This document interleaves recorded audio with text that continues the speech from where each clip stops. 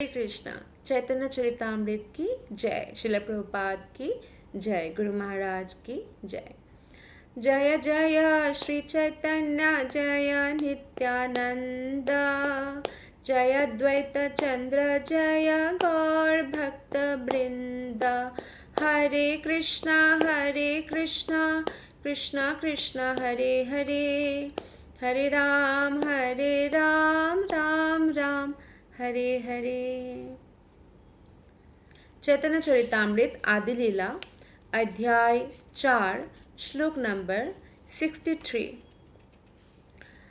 आह्लादिनी संधिनी संवेद्वयेका सर्वसंस्थितो, आह्लादतापकरी मिश्रा त्वयि नो गुणवर्जिते। हे प्रभु, आप सबके आश्रय है।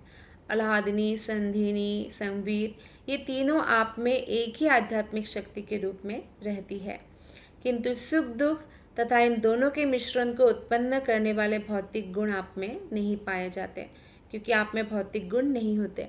तो ये श्लोक जो है विष्णु पुराण 1.12.69 से लिया गया है।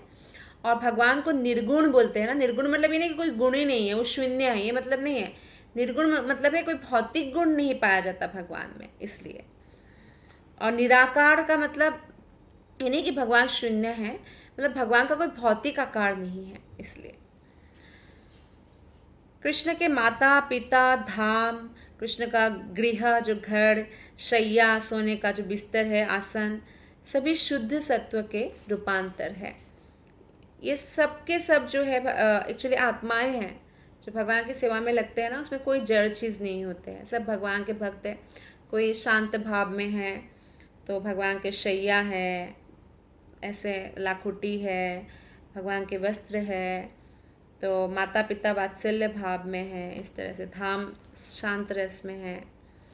तो शुद्ध सत्व में स्थित व्यक्ति ही भगवान के रूप गुण तथा अन्य लक्षणों को समझ सकता है। तो शुद्ध सत्व तक पहुँचे बिना हम सोचे कि हम भगवान की लीलाओं को समझ जाए, लोग जज करने लगते हैं कृष्ण को, राम को, ये संभव नहीं है। कृष्ण भावनामृत का प्रारंभ शुद्ध सत्व के स्तर से होता है।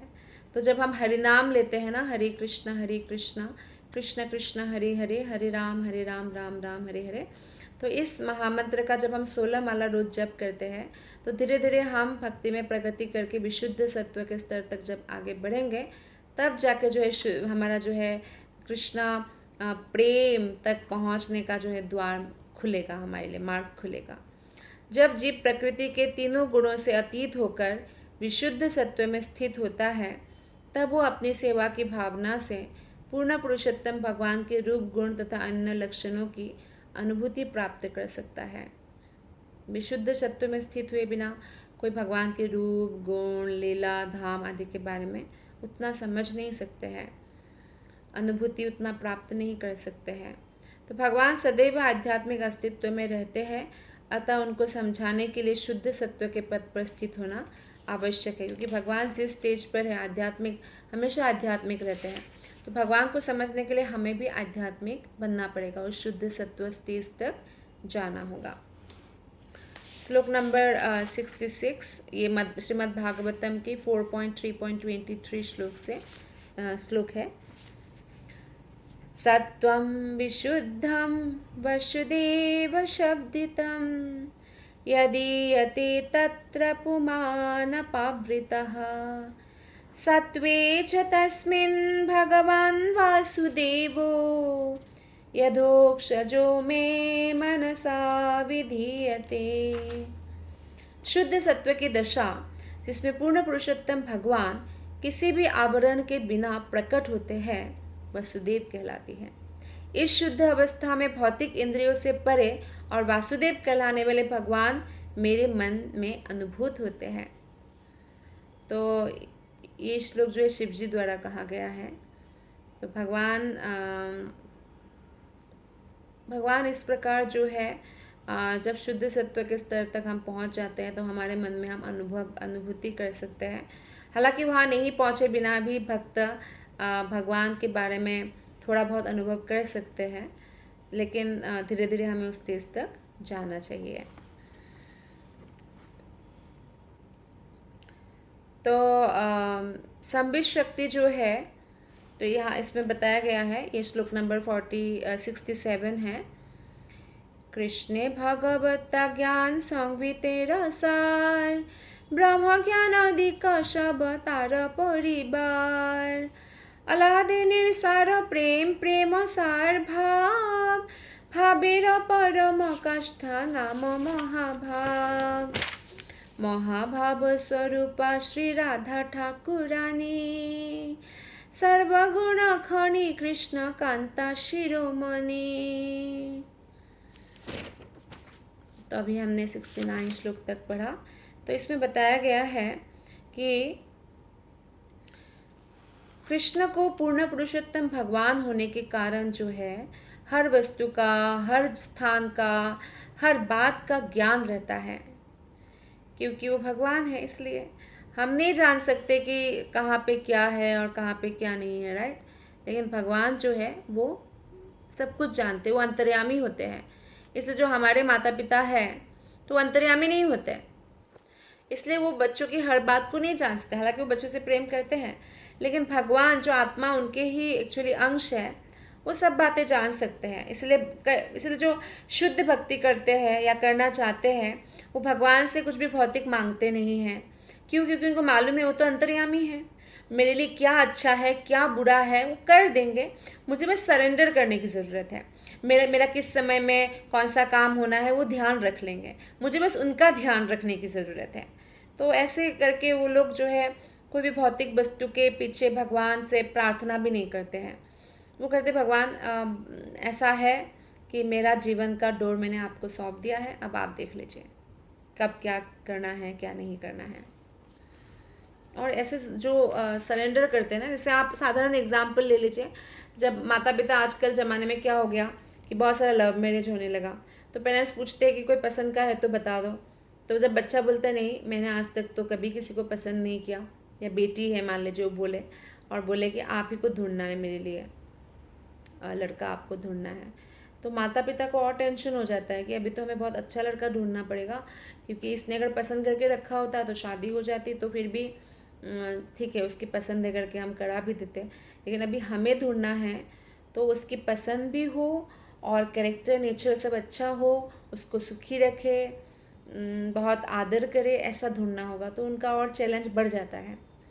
तो ऐसा ही है कि जब हम भगवान के प्रति सरेंडर करते हैं ना कि कृष्णा आप देख लीजिएगा, तो उनका कृष्णा का भी जो है उसमें और हाथ बढ़ जाता है। मतलब अगर हम ज़्यादा कंट्रोल करने जाते हैं तो कृष्णा उतना वो नहीं करते, लेकिन हम जब सरेंडर करते हैं तो कृष्णा पूरी तरह से कंट्रोल करते हैं।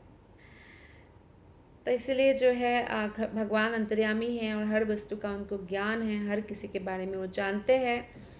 वे किसी वस्तु को देखकर जान सकते हैं, मात्र देखकर।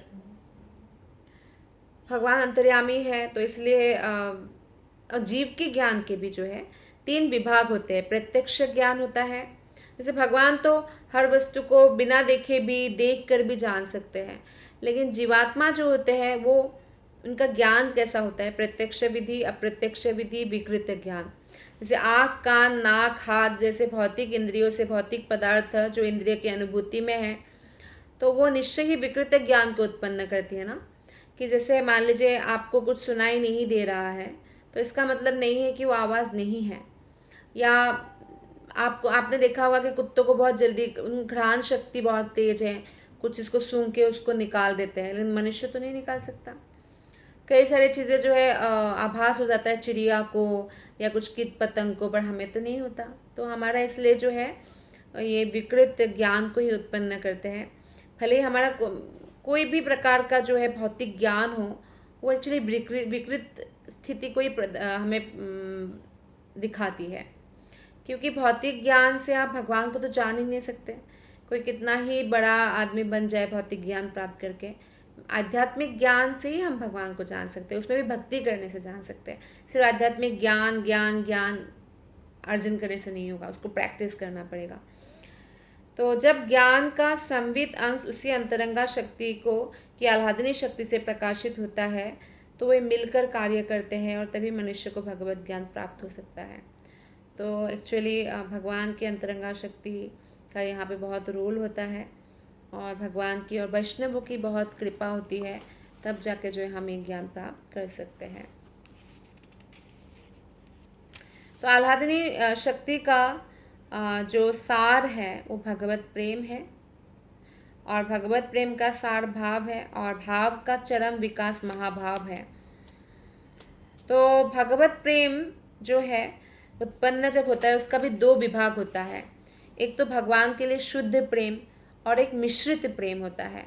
आह्लादनी शक्ति कृष्ण से प्रकट होती है और भगवान को आकर्षित करने के लिए जीव को प्रदान की जाती है। जीव ताकि भक्ति करे, और फिर एक्चुअली भक्ति से भगवान इतने जल्दी आकर्षित होते हैं। आप कितना भी अमीर हो, सुंदर हो, शक्तिशाली हो, उससे कुछ भी आकर्षण नहीं होगा, लेकिन भक्ति से आकर्षित हो जाते हैं कृष्ण। केवल तभी जीव भगवान का शुद्ध प्रेमी बनता है। किंतु जब यही आह्लादनी शक्ति भौतिक शक्ति से यानी बहिरंगा शक्ति से मिक्स हो जाता है और जीव से उत्पन्न होता है, तब कृष्ण आकर्षित नहीं होते हैं। उल्टे जीव भौतिक शक्ति की चकाचौंध से आकर्षित हो जाता है। अर्थात भगवत प्रेम भी दो है, जैसे शुद्ध प्रेम, मिश्रित प्रेम। तो मिश्रित प्रेम में क्या होता है, भौतिक इच्छाओं से मिश्रण होकर वो प्रेम कृष्ण के लिए निकलता है, तो उससे कृष्ण इतना आकर्षित नहीं होते। लेकिन जब बिल्कुल भी भौतिकता का स्पर्श हुए बिना कृष्ण के लिए सरेंडर होता है ना जीवात्मा, तो कृष्ण आकर्षित होते हैं। और अगर भौतिक बहिरंगा शक्ति उसमें मिक्स हो गया तो इससे जीव और भौतिक जगत के प्रति आकृष्ट हो जाते हैं, तो खतरा है। तो उस समय जीव भगवत प्रेम में उन्मत्त होने के बदले जो है भौतिक इंद्रिय भोग के पीछे उन्मत्त हो जाता है। श्री राधा ठाकुरानी महाभाव की मूर्त रूप है। वे समस्त सद्गुणों की, श्रीमती राधा रानी जो है गुणों की खान है, उनकी गुण अनंत है, और भगवान कृष्ण की सारी प्रियतमाओं में वो शिरोमणि है। तो दो गोपी है, तो उनके बारे में उज्जवल नीलमणि से राधा प्रकरण 3 से ये श्लोक लिया गया है। श्लोक नंबर 70। तयोरप्युभयोर्मध्ये राधिका सर्वथाधिका महाभावस्वरूपेयं गुणैरतिवरीयसी।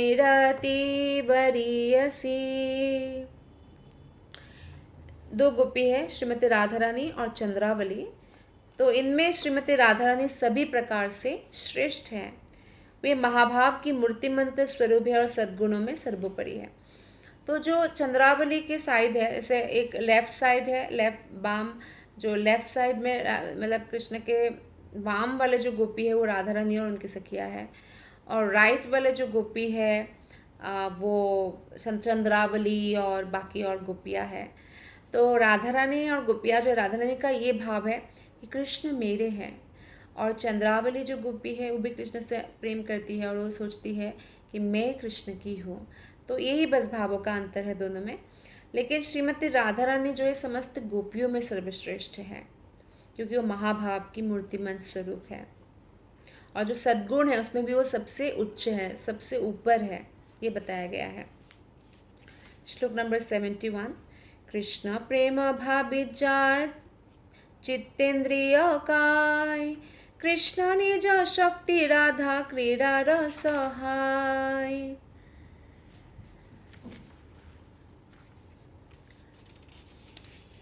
कृष्ण कांता गण देखी त्रिविध प्रकार, एक लक्ष्मी गण पुरे महिषी गणार, ब्रजांगना रूप और कांता गणसार, श्री राधिका होते कांता गणेर विस्तार।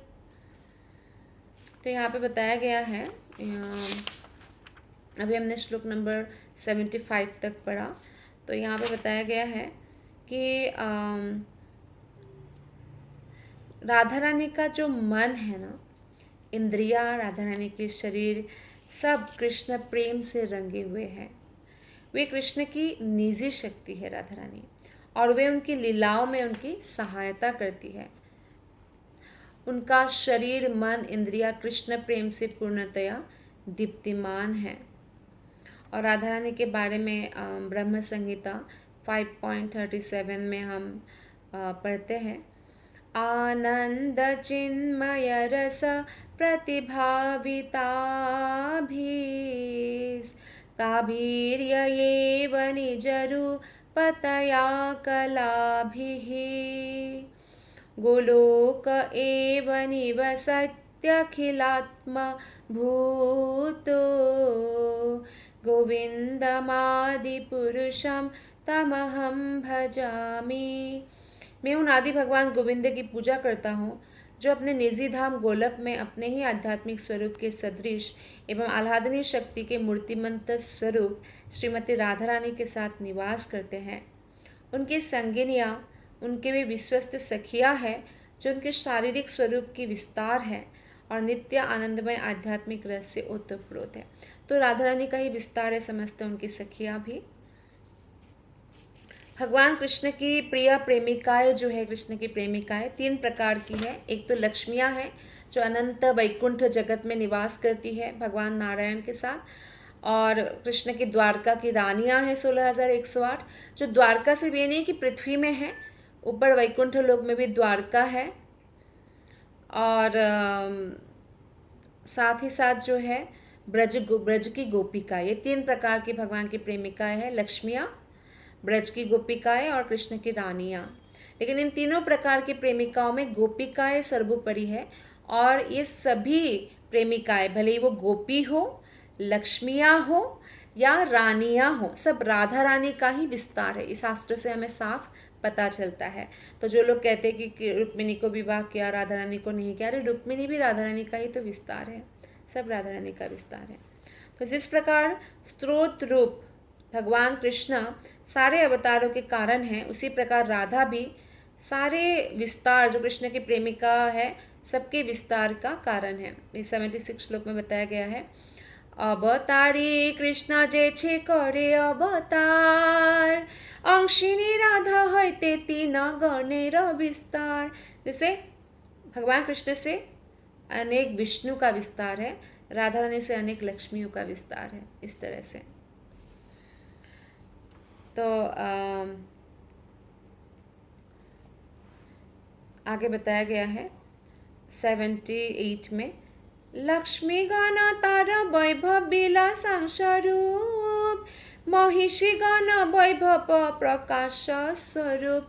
लक्ष्मियाँ राधा रानी की पूर्ण अंश है, जैसे विष्णु भगवान कृष्ण के पूर्ण अंश है, और वे वैभव विलास के रूपों को प्रदर्शित करती है, और रानियाँ उनके वैभव प्रकाश के रूप है। तो इस तरह से हम देखते हैं कि श्रीमती राधा रानी से ही एक्चुअली समस्त लक्ष्मियाँ, रानियाँ और गोपिकाओं का विस्तार है। तो इसलिए इसमें कोई अंतर नहीं है, कृष्ण रानियों से विवाह करें, चाहे गोपियों के साथ प्रेम करें, या चाहे लक्ष्मियों के साथ वैकुंठ जगत में नारायण बनकर रहे, तो सभी भगवान की ही प्रेमिकाएं हैं। तो आप सबका बहुत बहुत धन्यवाद। हरे कृष्णा।